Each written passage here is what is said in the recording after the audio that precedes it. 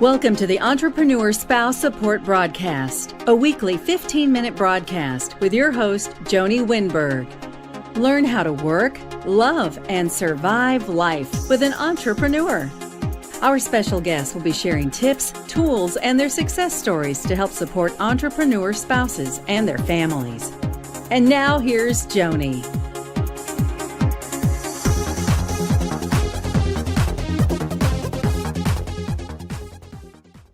Welcome to the Entrepreneur Spouse Support Broadcast, how to work, love, and survive life with an entrepreneur. Hello, it's Joanie Winberg, your host of this broadcast. We have a great show for you today. We're going to be talking about the highs and lows of life as an entrepreneur spouse. So you stay tuned and I will be right back. Welcome to the Entrepreneur Spouse Support Broadcast, a weekly 15-minute broadcast with your host, Joanie Winberg. Learn how to work, love, and survive life with an entrepreneur. Our special guests will be sharing tips, tools, and their success stories to help support entrepreneur spouses and their families. And now here's Joanie.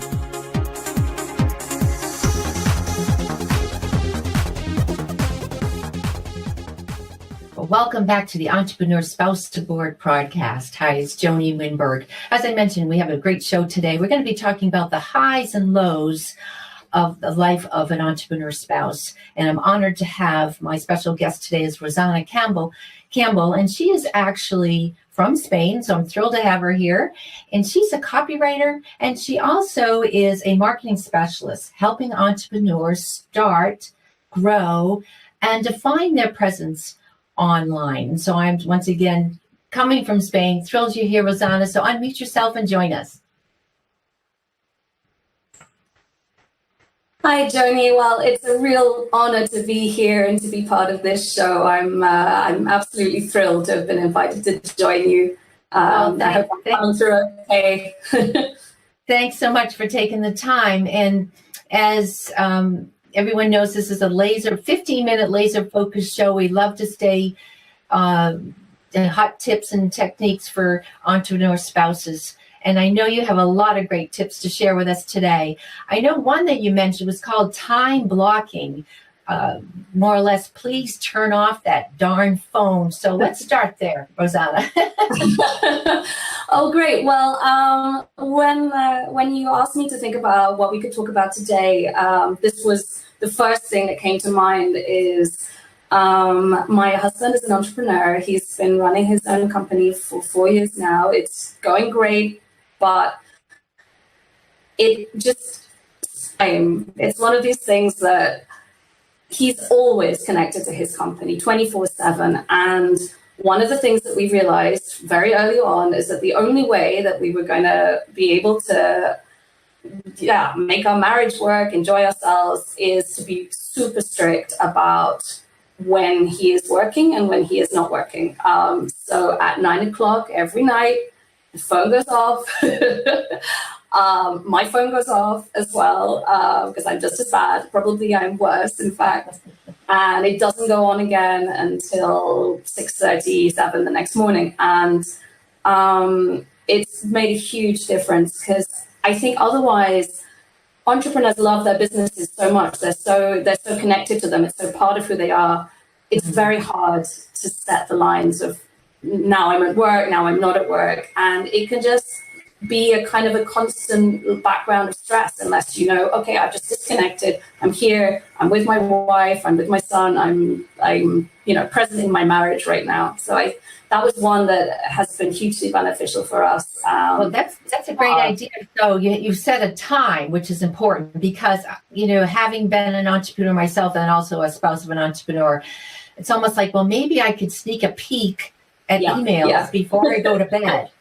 So It sounds like you both have made a commitment to say, okay, 9 o'clock, literally as if we were in the corporate world, we punched out. Yeah, exactly. I think you have to remind yourself to treat it like a job, even though it doesn't feel like a job anymore, because it's your passion and it's your dream. Oh, I know. It's so hard because you love it. Yeah. Now, you mentioned also working together and, high risk, high rewards. So we've kind of got the timing, 9:00, taken care of. Oh, what time in the morning did you say you can start? Did you have a set time in the morning? Well, I would say I probably check my email around 7 in the morning, which is a little early maybe, but I kind of do a quick check just to see what the day holds in store, and then it's back to being a mommy and getting my son to school, and my husband the same. So yeah, the day starts a bit early. Okay. Sneak peek while you're having your coffee, and then all right, back we haven't quite checked in yet. So yeah. Okay, great. So what's some of the high risks and high rewards? What were you thinking there? Well, when I mentioned that point, I actually work for my husband's company. He's one of my clients. Awesome. Yeah, well, when I thought about doing this, I wasn't sure if this was a good idea or not. So I talked to my family, I talked to my loved ones, and I said, well, what do you think?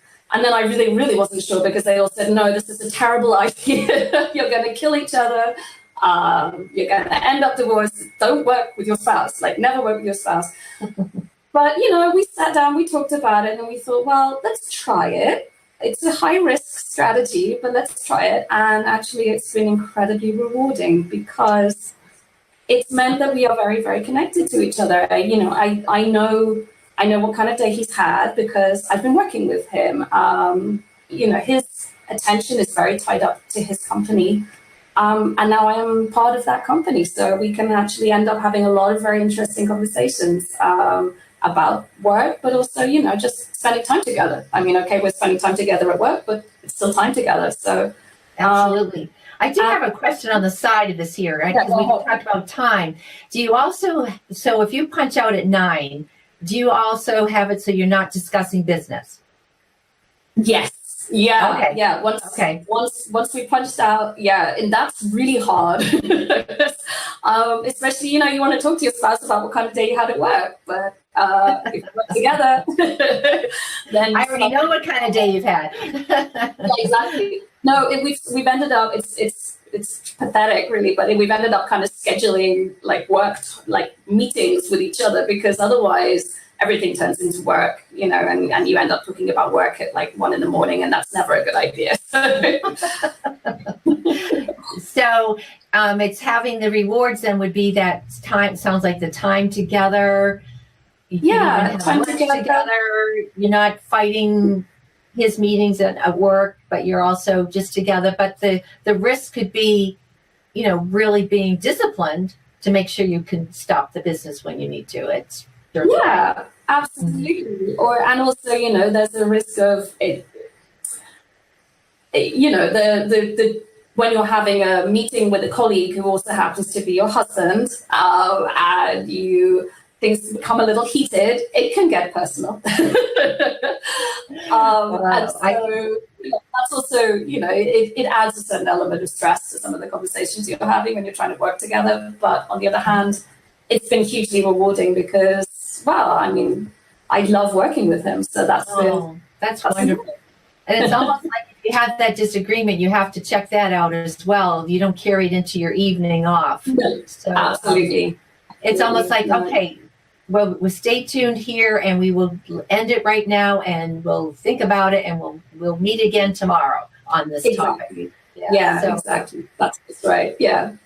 You know what I love about what you're doing is that you're so conscious with your spouse about how to handle this. I think where a lot of people run into trouble, or spouses and their entrepreneur husbands or wives, is that they're not consciously talking about this to say, we have to set up this, and we have to make sure it doesn't run over. And when you're just setting this up to say, I know we didn't agree very well today, but we're not going to talk. This is our time with our children, or our little person. I know you say you have a child, and let's focus on that. So I think that's absolutely key. I think that's one of the things that we've learned that we have to do to make this work. It's my husband's business was founded at the same time as our son was born, which obviously is tremendously stressful. It was a big emotional time. We weren't sleeping. He was working a lot and trying to juggle that. And, he's a really hands-on dad as well. He's a really involved dad. And so we were juggling an awful lot of stuff. And we realized the only thing that's going to make this work is if we just talk about it all the time. And we have a plan. And we keep the communication going somehow, and we find time somehow to talk to each other. And I'm curious. I'm curious. Do you plan date nights? Well, with a 4-year-old, date nights are like pizza and a movie at home. To be honest, I hope one day date nights will go back to being what they were, but. What we do, we just try and snatch time together when we can. Like this weekend, we went off for a family hike, and our son had a little nap, and we talked, and it was just lovely to have that family time together again. And I guess it's kind of nice that one of the rewards would be, can we skip work together? Yeah, right. And the boss is very understanding about family priorities and ill children, and that's been good. Yes, definitely. That's some great information. I know you're really stressing too is about working on yourself, putting yourself first, even when your spouse can't. And it's not that the spouse doesn't want to, but sometimes, like you said, they're so passionate about their business that that's just not always going to happen. So I like the way you're saying working on yourself, putting yourself first. So let's talk about that. I think this is something that's very hard to remember to do. And I sort of learned this one the hard way. I realized that, I guess before Stephen had a business, before we had a child together, if I had a bad day, I would come home and I would sit him down and I would tell him all about my bad day, and I'd have a really good moan, and I would feel much better. And he was a really good listener, and he's very empathetic, so he would always say exactly the right things, and then I would feel great, until the next bad day, and then I would do it all again. And of course, when somebody has a business, you have a small child together, you don't get very much time to talk. You just can't do that. You have to learn how to do it for yourself, and that's been a big lesson for me to learn. It's been a journey, I guess. And things that I've learned that have really helped is, spending time with my girlfriends, who are much more able to give me that kind of support. Just like get on the phone with one of my girlfriends and complain about my bad day, or I live in Spain, so let's go and grab a glass of Rioja and let's talk it through, set the world to right. So that's been really good, realizing, I don't have to rely on one person for everything. I'm very blessed that I have wonderful friends, I have a wonderful family, and I can kind of look outside my marriage for support if I need it. And that makes my marriage stronger as well. Do you find that you might escape from work or find that time to maybe go to a gym, or you mentioned hiking or walking, or just some time totally with yourself? Absolutely. I think, again, that's so important. And I think as mothers in particular, that becomes very challenging, and you have to kind of, the expression, don't let the best be the enemy of the good. So I used to have a lot more time to do my own thing. And when I had Leo, I kind of felt like I no longer had time for myself. But I realized, no, actually I do. I can't find, an hour and a half to go and do a gym class or something, but I can go out for a run, and half an hour run 3-4 times a week. That's not bad. That's awesome. And that's been a recent discovery as well, that you can find time for yourself even when you are very, very busy, if you make it a priority. That's going to say that's definitely a reward, because you're not having to say to your boss, well, you know your boss really well, but in the corporate world where you just can't leave work for an hour and a half, or maybe you could squeeze in during lunch or something, but you're always having to get permission, and you always have to punch in, punch out, so to speak. So here you can, find that time, rearrange your schedule, or leave a block of time open to say, maybe I won't work with a client right now. I'm going to take this hour for me before I have to reconnect with my son and my husband. So that's definitely a reward. Yeah, and I mean, you've touched on something there that I was thinking about as well, that you're preparing for talking to you today made me think about, which is that my own, I as well as working for my husband's business, I now have my own business, which again, high risk, high reward. It felt like a tremendously risky thing to do at the time, but has just been hugely rewarding and has been something that is really for me. I now the work that I'm doing now is the work that I always dreamt of doing. Since I was a child, I wanted to write, and I wanted to help people and encourage others to, fulfill their potential. And now I'm doing that. That's what I do most of my day. And it's just incredibly fulfilling. And I think that inspiration to take that risk came from, first of all, seeing my husband as an entrepreneur making it work and seeing that it is possible. And that when it works, it's just the most fun you can have. Absolutely. and then kind of exactly. And then also, as we were talking about, working on myself, doing something for me.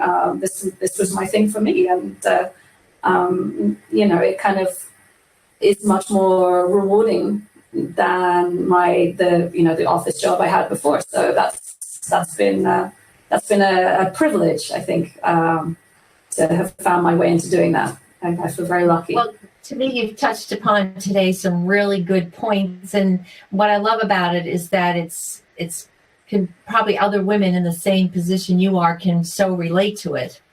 And that's definitely.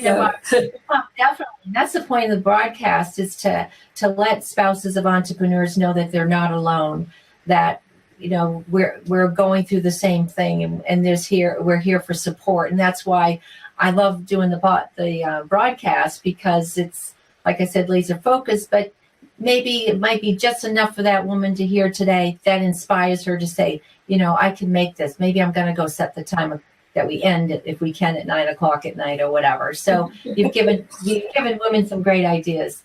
So Rosanna, just to kind of wrap it up, is there anything you'd want to share with our listeners? No, just that I wanted to share, actually, I'd love to share just the fact that I love what you're doing. I think that it can be super tough being the spouse of an entrepreneur, and I've talked about some of my own challenges, and I think it can be very, very stressful. It's very demanding. Your spouse kind of has another spouse, which is they're married to their business suddenly. And so I think that the kind of work that you do with the Entrepreneur Spouse Support Coaching, I think it's fantastic. It's incredibly valuable. And I've loved what I've learned about it. I love being involved with it. So keep doing what you're doing. Oh, thanks so much. Thanks so much for being on the show. It's been a pleasure. And as we talked about, we love this high technology. We are across the pond, so to speak, and we're talking live here, like we're in the next room. So it's great. So thanks again for being on the show. And thank you. And then also, if you'd like to watch this broadcast again, go to the website, which is entrepreneurspousasupport.com/podcasts. And as Rosanna mentioned, we have an 8-week program that can help you or support you even further. And you can learn more about that 8-week program by going to entrepreneurspousasupport.com/programs. So thanks so much for tuning in. Appreciate you taking the time. And until we meet again, have a great day.